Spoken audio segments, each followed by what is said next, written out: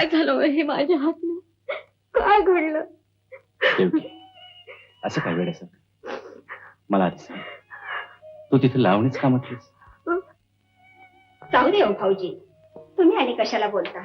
म्हटले आज कानी कपाळी तेच पडते. आपल्याला कसले संस्कार नाहीत म्हणून खटत. हीच काय पोरं सोरं सुद्धा म्हणतात. झाला असेल चुकून. काय करू हो जाऊबाई? कशी वागू बे, कशी वागू? आधी रडू आवर म्हणते ना. खरं सांगू जाऊबाई, मला कसं कुंभर लगत झालंय बघा. अगं मला दिसत नाही का हा कोण मारा? भाऊजी, उद्यापासून ही शेतावर येईल दिवसभर, म्हणजे हिच्या मनावरचं दडपण कमी होईल. पण मी दादाला मी काढीन त्यांची समजून. वाहत्या ओढ्यासारखा स्वभाव आहे त्यांचा. भर वस्त्र तर जपायचं, त्यांची नको काळजी. देवकी, उद्यापासून भाऊजींचं जेवण घेऊन तू जायचं शेतावर.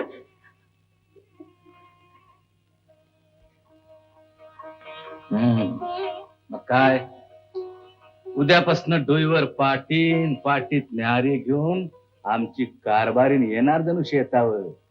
एक कारभारणी. जावा तू.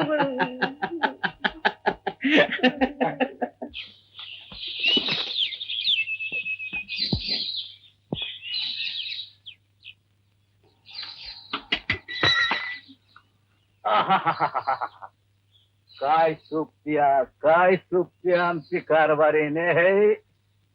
हे काय, मी गावंढळ भाषा बोलायची सोडली आणि तुम्ही सुरू केली होय? मग अगं या बोलण्यातच गावरान गोडवा असतोय. अगं भाषा अशी सरसरीत वाटते, मसालेदार. असं हाय ते कारभारणी. हे काय, ही शिटी शिटी चालायची नाही बरं का. मग गावा तिकडे काहीतरी तुमचं असं बोलायचं. काहीतरी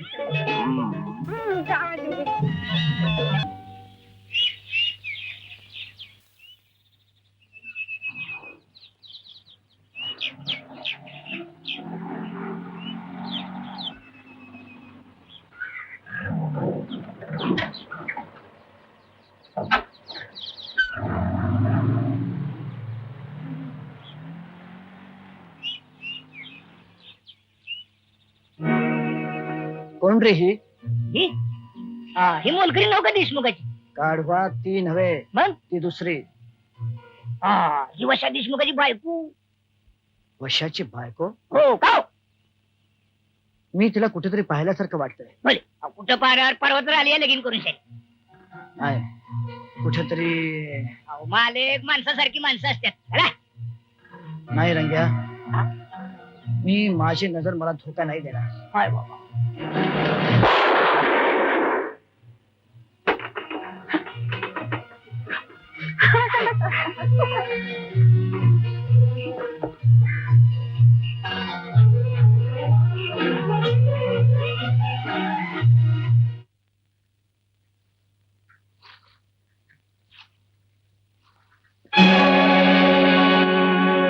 कोण?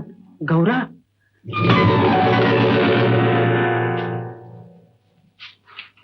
गौरा कोण? म्हणजे ओळखलं नाही सोड मला. अगं मी माधबा. अगं असं काय करतेस गौरा? मी कोण ते? काय पाहिजे? ते ताण लागली. देवकी, अशी बावरतेस काय? त्याला पाणी दे प्यायला. पण मी हो तूच. बिघडलं काय का? तहानलेल्या जीवाला पाणी देण्यासारखं पुण्य नसतं दुसरं. दे पाणी का.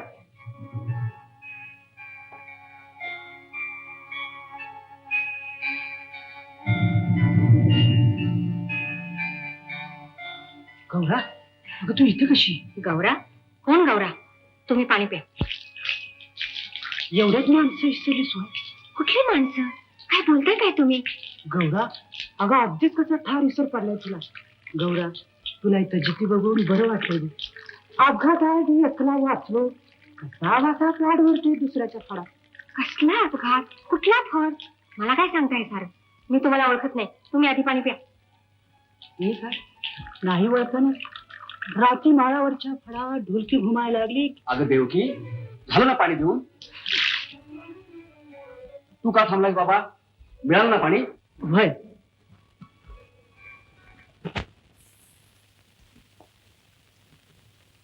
या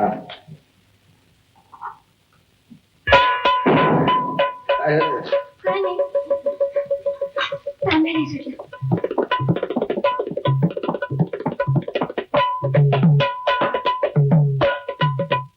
का ग खिडकी का बंद केली? तो आवाज आवाज हा हा हा, ढोलकीचा होय. अगं गावाबाहेर तमाशा आलाय ना. काय? काय नाही खिडकी उघडली पुन्हा तो आवाज. येई नका तुला काय करायचं पैसे काय करायचं?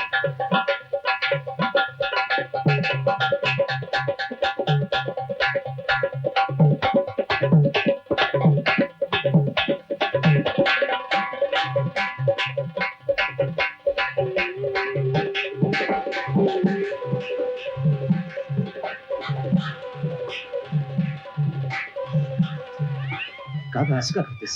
नाही दादी पण ती खिडकी तो आवाज ऐकत नाही मला. लगत लागत झालं दादी ती खिडकी बंद करा अगोदर.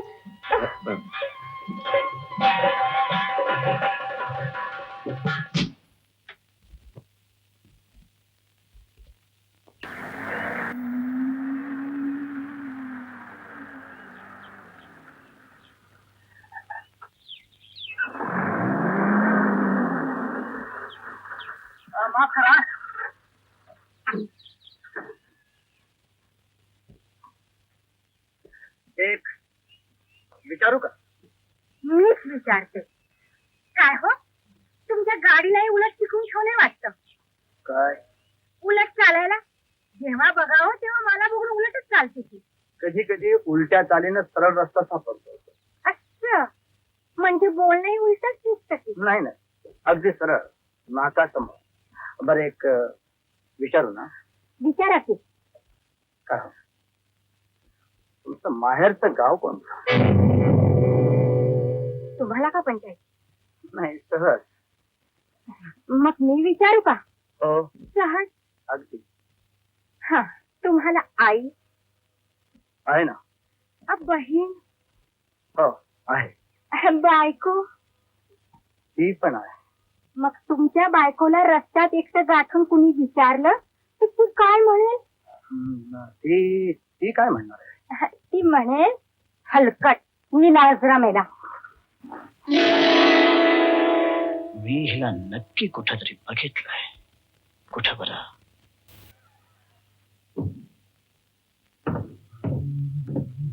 हो पाहुणा हो इकडे कुठं जरा बाईंना भेटायचं. अहो बाई कापड बदलत असत्याल. कापडं बदलतायत मग फारच छान. हो थांबा म्हणतो ना. हा गौरा तू झाले का नाही? हे तुला भेटायला कोण आले बघ. कोण आलंय ते? आम्हाला गौराबाईंना भेटायचं. मीच गौर. तुम्ही गौराबाई म्हणजे आता बोर्डावर नाचत होता त्या? वय मीच. कमाल आहे. काय काम आहे आपलं? आता आमचं काय काम असणार आहे? हे घ्या 500 रुपये आहेत. घाबरू नका. तुम्ही छान नाचलात म्हणून स्टेजवरतीच द्यायला येणार होतो पण तिथं 4 चौघात तुम्ही अंगाला हात लावून घेत नाही म्हणे म्हणून खाजगी आलो. घ्या ना ऍडव्हान्स. आता रात्रीच घ्या. आत्ता आठवलं. तमाशातली गौरा अगदी तशीच दिसते. तशीच. तमाशातली गौरा? हो काय बोलताय मालक. तमाशातली गौरा कुठं? ती देशमुखाची सोडून. अहो का उगाच चंदनाच्या झाडाला बाबाचे साल चिटकावताय? अहो वारकरी घराणे ज्या घरात टाळ कुठे आहे तिथं टाळ शिरतील कसं? हा संशयाचं भूत उराव बसलं तर देशमुखाच्या घरासाठी सारा गाव माराय उठे.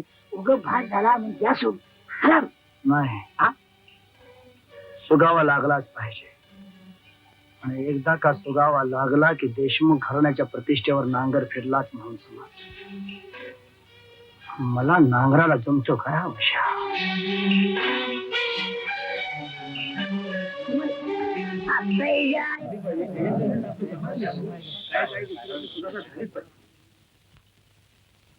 तो देशमुख एक शहाणा आणि तुम्ही 1.5 शहाणा. हा तुम्ही तुमचं बोला. माझं म्हणणं एवढंच की फॅक्टरीला ऊस घालण्यातच तुम्हा लोकांचं कल्याण आहे. त्यानंच तुम्ही घेतलेले आगाऊ पैसे फिटतील. ओंजळवर दाणे पिकवून नाही. काम मिळेल. आता कसं करायचं? आपल्याला तरी पटतं बाबा. काय पटतं या? हा? अरे लेखाने तुम्ही गावकरी यायचा का बिनबुडाची भांडी यायची चेअरमन तरी हो. अरे डोसकी वाईट चालवायची आणि नुसता माल आली असे बावरून जाऊ नका. पटकन हो म्हणा आणि मोकळे व्हा. वाटल्यास पुढच्या सालची पट्टी मी तुम्हाला आगाऊ द्यायला तयार आहे. आणि हो, तुम्हाला सरकारनं दिलेल्या खताचा कोठा मी दाम दुप्पट पैसे देऊन तुमच्याकडून विकत घ्यायला तयार आहे. दाम दुप्पट.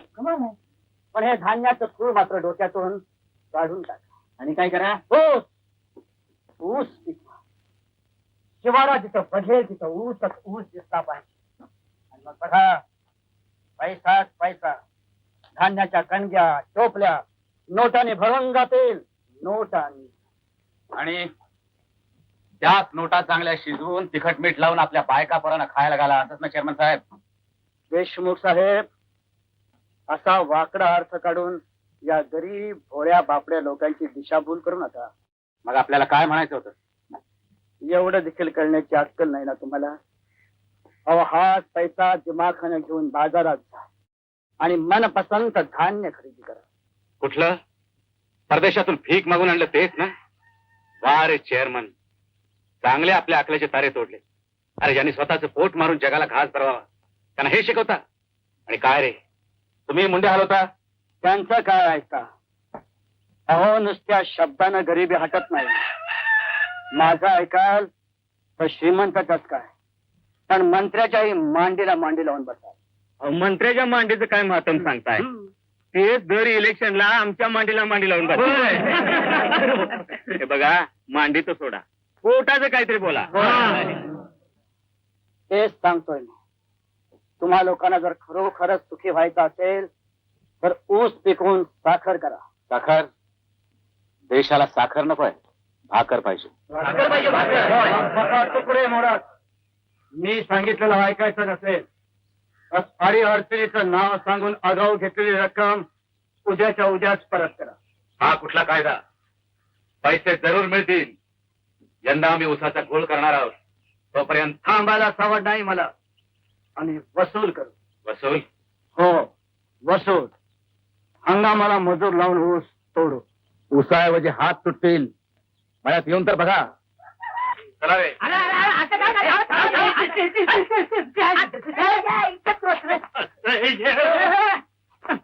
बघितलं बघितलं देशमुख घराण्याचा कसा दबदबा आहे लोकांत. लोक देशमुख तेव्हा दाखल्या भावाला तेवढं लगाम घाला असं चेअरमन साहेबांनी कानावर घालायला सांगितलं. नाही म्हणजे दोघांनी मी बरं हो. कसं बरं येऊ मी.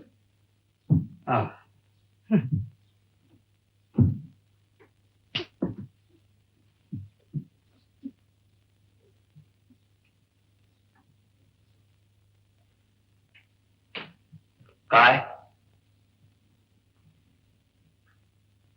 झाली सभा? हो, भाषणाला टाळ्यांचा पाऊस पडला असेल. खूप आवडलं लोक. साहजिक आहे, शहरातून शिकून आलास. सरस्वती प्रसन्न आहे तुझ्यावर. शब्दांचा चमत्कार केलास, नमस्कार मिळवले. दादा, आज तुम्ही असं काय बोलताय? त्या चेअरमनच्या कुत्र्यानं तुम्हाला सळसळत्या रक्ताला भान नसतं वसू. तू विसरतोस. शब्दानं मन जुळतात तसे वैरही निर्माण होतात. आपण साधे माणसं, आपला रस्ता सरळ, आपण भलं, आपलं घर भलं. दादा, तुम्ही बोलताय एवढा स्वार्थ होता तर गावचं भलं करण्यात का हयात घालवली? का गावकऱ्यांना हरिभक्तीची चटक लावली, चांगुलपणाचा लढा लावला? तेच सांगतोय मी. मी कोड बोलून माणसं जोडलीत वसू, तू तोडू नकोस.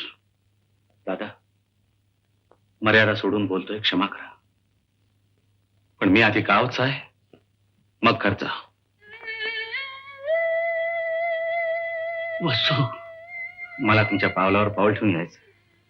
चंद्रभागेत विठ्ठलाचं चरणतीर्थ मिसळावं, तसे तुम्ही या गावाशी एकरूप झाला. आणि मी फक्त घरचाच विचार करायचा. ज्या मातीनं माझ्यावर माया केली तिच्याशी बेईमान व्हायचं? नाही दादा, नाही. हे गाव माझं आहे, ही माणसं माशी आहेत, त्यांची दुःख माशी आहेत. त्यांच्या अश्रू पुसताना कोणी विरोध केला तर तो मोडून नाही का काढायचा?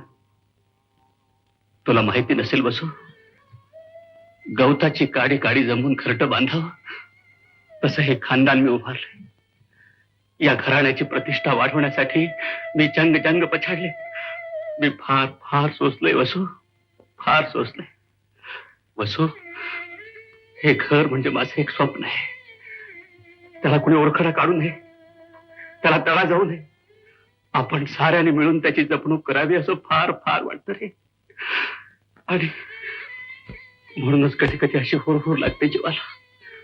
विश्वास ठेवा दादा, तुमच्या पायाची शपथ घेऊन सांगतो, देशमुख घराण्याची प्रतिष्ठा जपण्यासाठी मी सर्वस्व पणाला लावे. वसू, मला तुमचा आशीर्वाद द्या.